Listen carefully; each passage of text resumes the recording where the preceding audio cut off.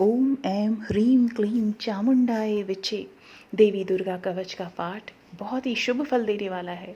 इस पाठ से शरीर के समस्त अंगों की रक्षा होती है। ये पाठ हर प्रकार से बचाव की शक्ति देता है। यह पाठ संपूर्ण आरोग्यता का शुभ वरदान देता है। यह अत्यंत ही गोपनीय पाठ है। इसे पूरी पवित्रता के साथ में किया जाना चाहिए। देवी दुर्गा कवच का पाठ नवरात्रि में बहुत ही शुभ फल देने वाला होता है। माँ दुर्गा का ध्यान लगाते हुए आप भी इस पाठ का श्रवण कीजिए। मार्कंडेय जी ने कहा कि हे पितामह, जो इस संसार में परम गोपनीय तथा मनुष्यों की सब प्रकार से रक्षा करने वाला है और जो अब तक आपने दूसरे किसी के सामने प्रकट नहीं किया हो, ऐसा कोई साधन मुझे बताइए। ब्राह्मण, ऐसा साधन तो एक देवी का कवच ही है, जो गोपनीय से भी परम गोपनीय है, पवित्र तथा संपूर्ण प्राणियों का उपकार करने वाला है। हे महामुनि, उसे श्रवण करो। प्रथम नाम देवी का शैलपुत्री है, दूसरी मूर्तिका का नाम ब्रह्मचारिणी है, तीसरा स्वरूप चंद्रघंटा के नाम से प्रसिद्ध है, चौथी देवी को कूष्मांडा कहते हैं, पांचवी दुर्गा का नाम स्कंद माता है, देवी के छठे रूप को कात्यायनी कहते हैं, सातवां कालरात्रि और आठवां स्वरूप महागौरी के नाम से प्रसिद्ध है, नवीं दुर्गा का नाम सिद्धिदात्री है। ये सब नाम सर्वज्ञ महात्मा वेद भगवान के द्वारा ही प्रतिपादित हुए हैं।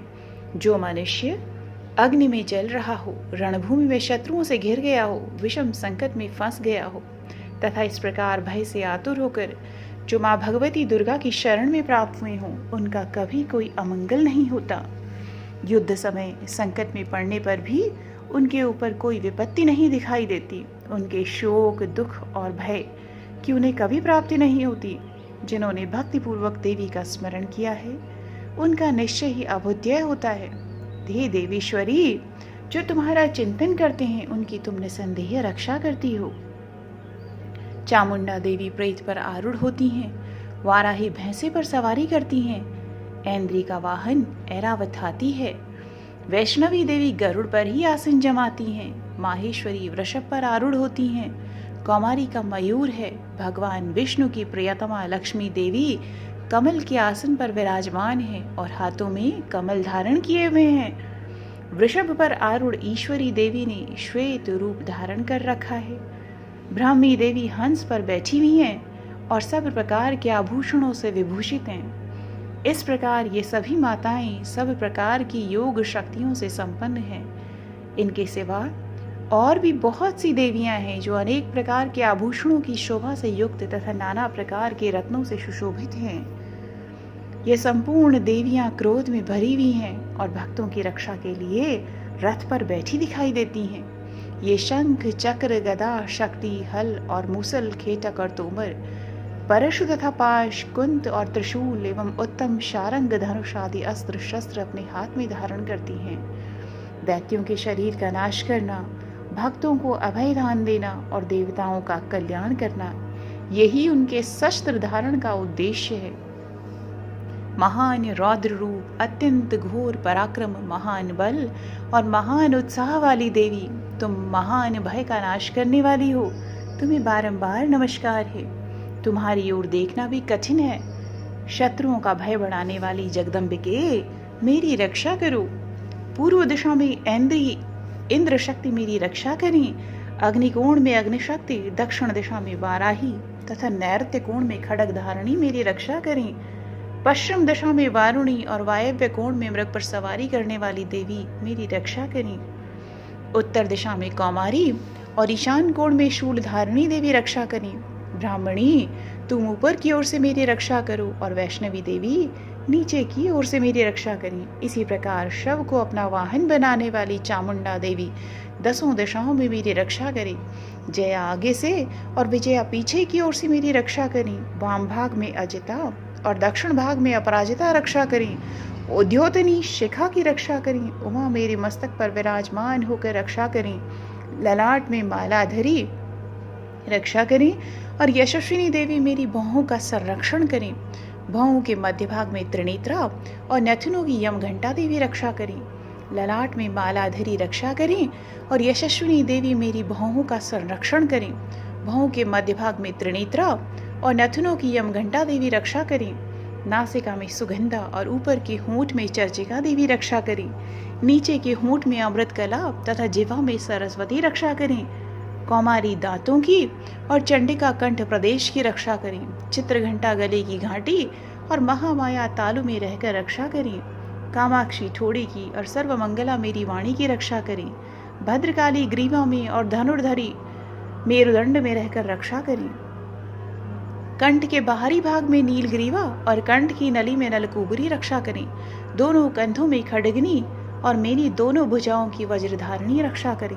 दोनों हाथों में दंडिनी और उंगलियों में अंबिका रक्षा करें। शूलेश्वरी नखों की रक्षा करें। कुलेश्वरी कुक्षी पेट में रहकर रक्षा करें। महादेवी दोनों स्तनों की और शोक विनाशिनी देवी मन की रक्षा करें। ललिता देवी हृदय में और शूरधारिणी उदर में रहकर रक्षा करें। नाभि में कामिनी और गुह्य भाग की गुह्येश्वरी रक्षा करें। पूतना और कामिका लिंग की और महिषवाहिनी गुदा की रक्षा करें। भगवती कटिभाग में और विंध्यवासिनी घुटनों की रक्षा करें। संपूर्ण कामनाओं को देने वाली महाबला देवी दोनों पिंडलियों की रक्षा करें। नारसिंगी दोनों घुट्टियों की और तेजसी देवी दोनों चरणों के पृष्ठभाग की रक्षा करें। श्री देवी पैरों की उंगलियों में और तलवासिनी पैरों के तलवों में रहकर रक्षा करें। अपनी दाढ़ों के कारण भयंकर दिखाई देने वाली दंष्ट्र कराली देवी नखों की और ऊर्ध्व केशिनी देवी केशों की रक्षा करें। रोमावलियों के छिद्रों में कौबेरी और त्वचा की वागेश्वरी देवी रक्षा करें। पार्वती देवी रक्त मज्जा वसा मांस हड्डी और मेद की रक्षा करें। आंतों की कालरात्रि और पित्त की मुकुटेश्वरी रक्षा करें। मूलाधार आदि कमल कोशों में पद्मावती देवी और कप में चूड़ामणि देवी स्थित होकर रक्षा करें। नख के तेज की ज्वालामुखी रक्षा करें, जिसका किसी भी अस्त्र से भेदन नहीं हो सकता। वह अवेद्या देवी शरीर की समस्त संधियों में रहकर रक्षा करें। ब्राह्मणी आप मेरे वीर्य की रक्षा करें। छत्रेश्वरी छाया की तथा धर्मधारिणी देवी मेरे अहंकार मन और बुद्धि की रक्षा करें। हाथ में वज्र धारण करने वाली वज्रहस्ता देवी मेरे प्राण अपान व्यान उदान और समान वायु की रक्षा करें। कल्याण से शोभित होने वाली भगवती कल्याण शोभना मेरे प्राण की रक्षा करें। रस रूप गंध शब्द और स्पर्श इन विषयों का अनुभव करते समय योगिनी देवी रक्षा करें तथा सत्व गुण रजोगुण और तमोगुण की रक्षा सदा नारायणी देवी करें। वाराही आयु की रक्षा करें। वैष्णवी धर्म की रक्षा करें तथा चक्रिणी चक्र धारण करने वाली देवी यश कीर्ति लक्ष्मी धन तथा विद्या की रक्षा करें। इंद्राणी आप मेरे गोत्र की रक्षा करें। हे चंडिके आप मेरे पशुओं की रक्षा करें। महालक्ष्मी पुत्रों की रक्षा करें और भैरवी पत्नी की रक्षा करें। मेरे पथ की सुपता तथा मार्ग की क्षेमकरी रक्षा करें। राजा के दरबार में महालक्ष्मी रक्षा करें तथा सब ओर व्याप्त रहने वाली विजया देवी संपूर्ण भयों से मेरी रक्षा करें। देवी जो स्थान कवच में नहीं कहा गया है रक्षा से रहित है, वह सब आप द्वारा सुरक्षित हो, क्योंकि आप विजयशालिनी और पापनाशिनी हो। यदि अपने शरीर का भला चाहे तो मनुष्य बिना कवच के कहीं एक पग भी न जाए। कवच का पाठ करके ही यात्रा करे। कवच के द्वारा सब ओर से सुरक्षित मनुष्य जहाँ जहाँ भी जाता है वहाँ वहाँ उसे धन लाभ होता है तथा संपूर्ण कामनाओं की सिद्धि करने वाली विजय की प्राप्ति होती है। वह जिस जिस अभीष्ट वस्तु का चिंतन करता है उसको निश्चय ही प्राप्त कर लेता है। वह पुरुष इस पृथ्वी पर तुलना रहित महान ऐश्वर्य का भागी होता है। कवच से सुरक्षित मनुष्य निर्भय हो जाता है। युद्ध में उसकी पराजय नहीं होती तथा वह तीनों लोकों में पूजनीय होता है। देवी का यह कवच देवताओं के लिए भी दुर्लभ है। जो प्रतिदिन नियम पूर्वक तीनों संध्याओं के समय श्रद्धा के साथ इसका पाठ करता है उसे दैवी कला प्राप्त होती है तथा वह तीनों लोकों में कहीं भी पराजित नहीं होता। इतना ही नहीं, वह अपमृत्यु रहित हो जाता है। 100 से भी अधिक वर्षों तक जीवित रहता है। मकरी चेचक और कोढ़ आदि उसकी संपूर्ण व्याधियां नष्ट हो जाती हैं। कनेर भांग अफीम धतूरे आदि का स्थावर विष, सांप और बिच्छू आदि के काटने से चढ़ा हुआ जंगम विष तथा अहिफेन और तेल के संयोग आदि से बनने वाला कृत्रिम विष, ये सभी प्रकार के विष दूर हो जाते हैं, उनका कोई असर नहीं होता। इस पृथ्वी पर मारण मोहन आदि जितने अभिचारिक प्रयोग होते हैं तथा इस प्रकार के मंत्र यंत्र होते हैं, वे इस कवच को हृदय में धारण कर लेने पर उस मनुष्य को देखते ही नष्ट हो जाते हैं। यही नहीं, पृथ्वी पर विचरने वाले ग्राम देवता, आकाशचारी देव, विशेष जल के संबंध से प्रकट होने वाले गण उपदेश मात्र से सिद्ध होने वाले निम्न कोटि के देवता, अपने जन्म के साथ प्रकट होने वाले देवता, कुल देवता, माला, डाकिनी, शाकिनी, अंतरिक्ष में विचरण करने वाले अत्यंत बलवती भयानक डाकिनियां, ग्रह, भूत, पिशाच, यक्ष, गंधर्व, राक्षस, ब्रह्म राक्षस, बेताल, कूष्मांड और भैरव आदि अनिष्टकारक देवता भी हृदय में कवच धारण किए रहने पर उस मनुष्य को देखते ही भाग जाते हैं। कवचधारी पुरुष को राजा से सम्मान वृद्धि प्राप्ति होती है। यह कवच मनुष्य के तेज की वृद्धि करने वाला और उत्तम है। कवच का पाठ करने वाला पुरुष अपनी कीर्ति से विभूषित भूतल पर अपने सुयश से साथ साथ वृद्धि को प्राप्त होता है। जो पहले कवच का पाठ करके उसके बाद सप्तशती चंडी का पाठ करता है, उसकी जब तक वन, पर्वत और कानूनों सहित यह पृथ्वी टिकी रहती है, तब तक यहाँ पुत्र, पौत्र आदि संतान परंपरा बनी रहती है।